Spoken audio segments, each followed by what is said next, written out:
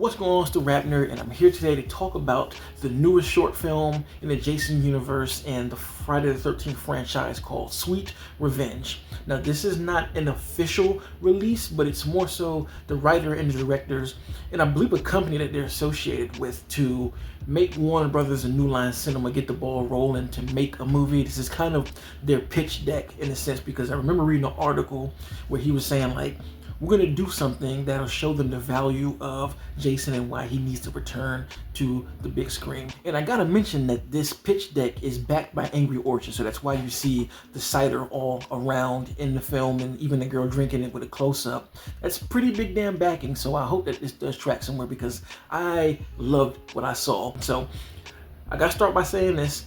This will be spoiler talk, and there's no other way around getting to talk about the short film without spoiling. So if you have not watched it, go to YouTube right now, is where it's at. You can go to the Jason universe, watch that, then come back so we can have this discussion, because I'm pretty excited about this. So you have been warned. Now, as I mentioned, this is just a short film, so it's literally just 13 minutes, and you don't get a lot of backstory, but you're given enough to make you want more. This to me feels like it's cut from the cloth of the 2009 version as far as the way Jason moves and all of that, because he seems like he's skilled here. The way he threw that motor blade at that guy's back and how he's just slinging people around and really committing to high levels of violence. He is not like the 80s version. I like that part. The only small gripe that I do have is I usually associate Jason with being like a behemoth of a character, but it's still fine because it's not like this Jason is skin and bones. He's still a pretty big guy,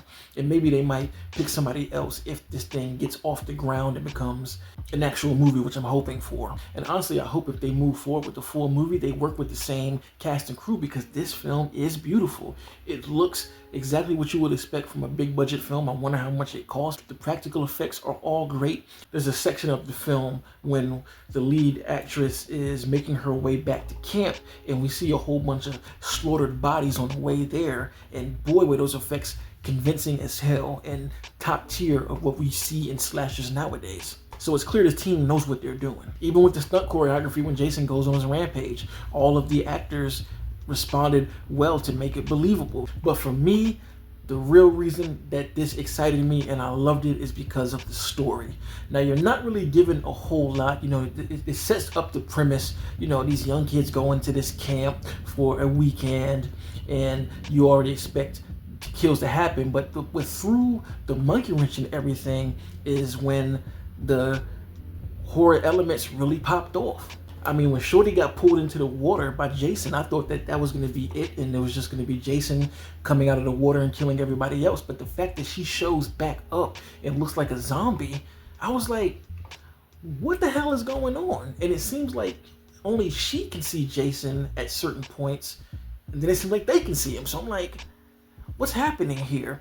And why does she look like a zombie? Is she dead? Can they see her? Is this some type of dream realm? I'm really wondering what the deal with that is, especially how it ended with Jason and old girl who looks dead linking up. I'm like, what is that about? I need to know how this ends and where we are going with this universe. So I gotta give kudos to the writer and the director, who are the same person. I forgot his name, but man, he has his talents dug deep in me, because I am super invested into how this story ends. I think this is such a great way to do the franchise, because overall the films are just, you know, tongue-in-cheek, straight up, are what they are, but I feel like they're taking the subject matter and pushing it further, making it even more interesting. I didn't expect to be invested in this short film the way I am. You know, I assumed that it was just going to be Jason killing, and I was like, oh, this is cool, this is what I'm used to, this is the standard of what slashers should be.